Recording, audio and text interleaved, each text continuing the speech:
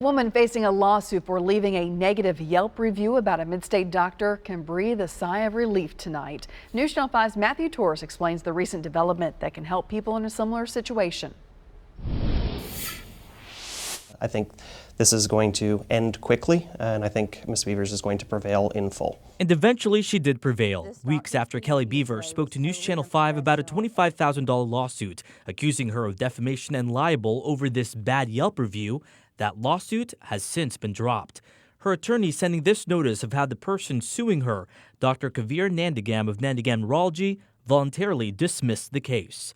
This coming after the attorney filed a motion and petition to dismiss it based on the newly enacted Tennessee Public Participation Act. The legislation could protect people who speak out about a public concern, forcing the plaintiff to come up with evidence early in the proceedings to prove it's not a frivolous claim.